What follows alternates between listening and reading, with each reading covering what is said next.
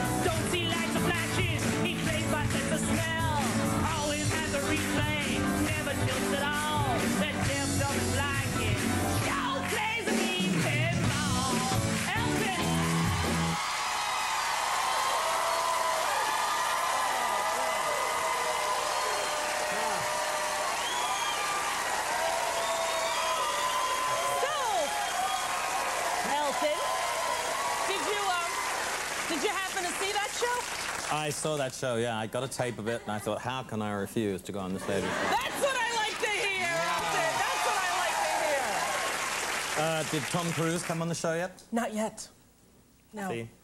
Yeah. You're the first one to deliver. Really? I only sucked up to really two people. You, Barbra Streisand. Really? Tom Cruise is just for sort of a lustful, childlike obsession. You know, but you and Barbara, I sucked up big time, really? And you came through, Barbara. Oh. Maybe after the movie came out. Yeah. Do you know her? I met her, yeah. Yeah. Were you nervous? Oh, we were thinking about having, Michael Jackson is just having this, child and getting married. Yeah. What do you think about that, Elton? Well, fatherhood sometimes, could have appealed to me. I mean, Barbara and I, were thinking about it. Yeah. But, with my luck, we would have given birth to a 10-pound gay nose. So, I mean, well,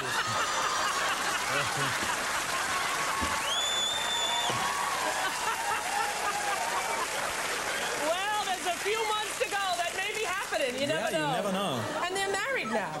Who? Mr. Michael Jackson. Yeah, they got married in Australia. I got married in Australia, too. All loonies get married in Australia.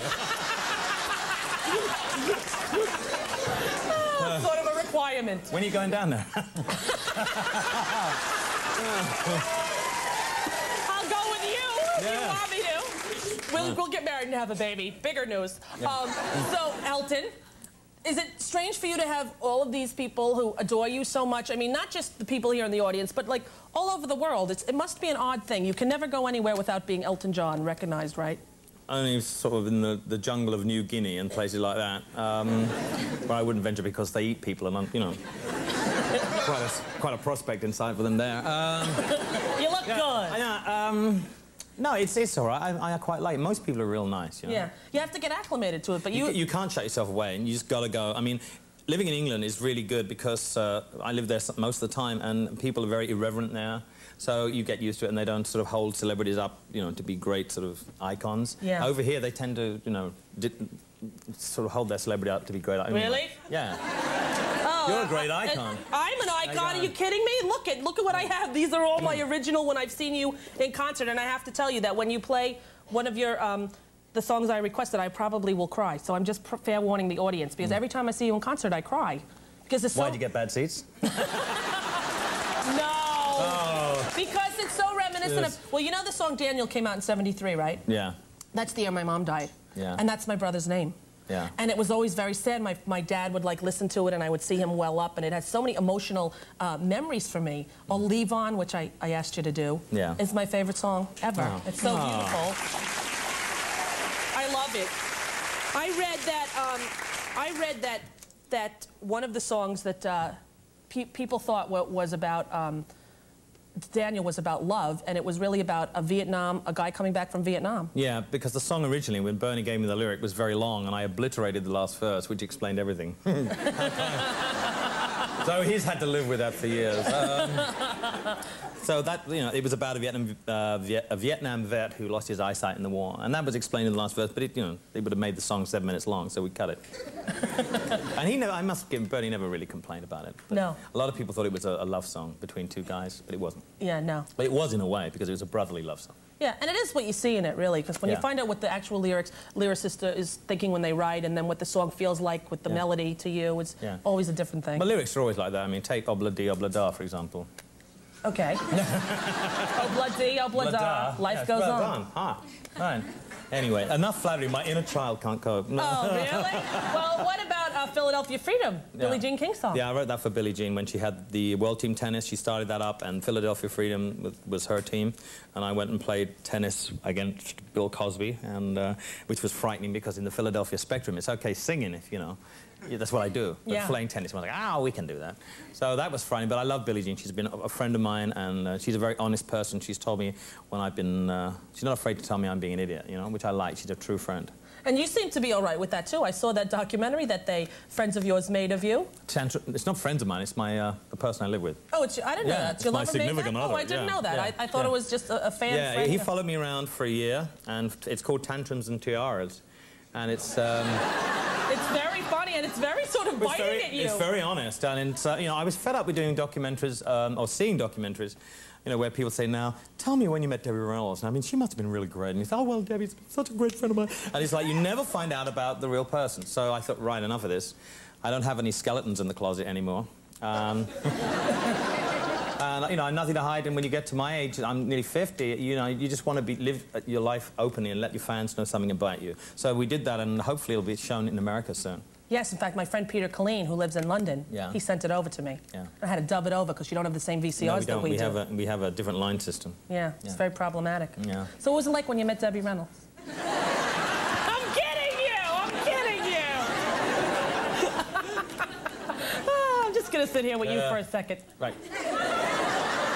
I'm just taking it in, because sometimes I do my life and I meet people and I think it didn't really happen, so I'm just going to take the moment and just savor.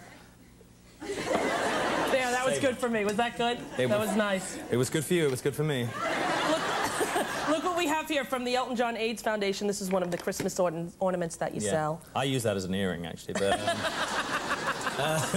yeah, this is, you know, you have to find a way to raise money without me going on stage, because I don't go on stage all the time. So we, you know, Lalique have made this fabulous Christmas decoration that you can hang on your tree, and they made an angel, and we have a credit card. We have everything. Yes, here's the credit card. Yeah, it's a little big to get in, you know. Try going up to the bank teller like... and we have that, and it has Rosie O'Donnell on it. Have you got one? Well, they told me they printed one up for me. We'll get you one, absolutely. I would love one. Don't be mean, go spend. I know how to charge, Elton. I bet. You should see me at the Baby Gap. Boom, boom, boom. Cool, we'll get those diapers rolling in, okay? And then we have credit cards, we have ties, we have... It's like, you know, starting my own sort of business here with things. But, you know, you have to keep money rolling in. All the money that all my singles that are released, all the money from that goes to the AIDS Foundation, because that's a constant way, if they sell, of getting money to the AIDS Foundation. Which is wonderful. That's a great organization. Thanks. Stay right there. You can't go anywhere. I'm glued to the seat, probably glued to this. We got you for, like, the whole show, whether you like it or not. More with Elton John after this break. She packed my bags last night. Pre-flight, 0 out at 9 a.m. And I'm going to be as high as a kite by then. Buzz Aldrin, of course. Favorite to help. There's so many hits. Do you have a favorite song, or is that a ridiculous question? You know, usually the favorite song is the one you've just written, and because you've heard it less. And then they kind of, after about 2 years, they kind of find their way in the kind of filing order. Not really, no. I don't really have a favorite song. The Lion King soundtrack that you did, so beautiful, really brilliant. Did you, you've never done anything like that before? Years ago, I wrote a soundtrack for a movie called Friends, and that was... It's a pink cover. It's a pink cover. I know. I might have it here. You do, there you go. Yeah, I think there it is. What a surprise. Which is a nice album, but it was kind of a rough experience, so I decided not to do any more film things. But The Lion King I couldn't really turn down. And now they're coming out with a stage version of it, which I've seen a woman called Julie Taymor, who's incredible, has come up with this, the designs for the characters, and Tim Rice and I are writing 3 extra songs for it. So I've been doing that this year. I haven't been doing much this year except writing. I've written another musical for Disney of Aida, which is the classical opera, but done in a different way.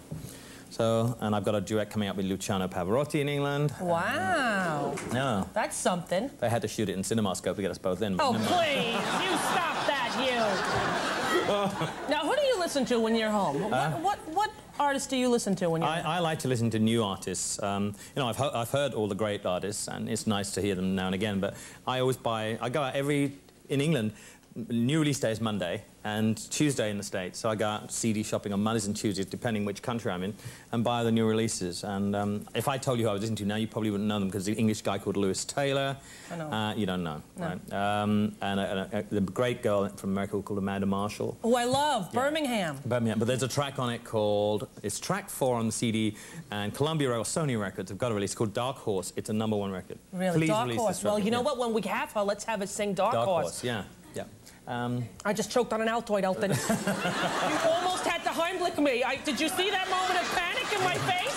I went, we'll have her sing, and it stuck right there. Oh, that would have been such a horror for me. Because people would have thought I did it on would have been for me.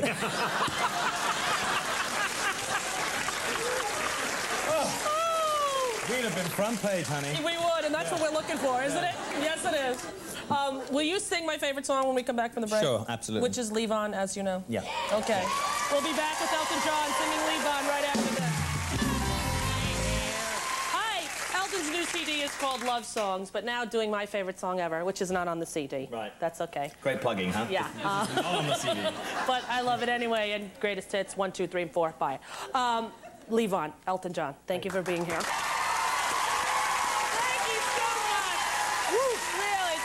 Elton John, right back with the Duchess of York, Sarah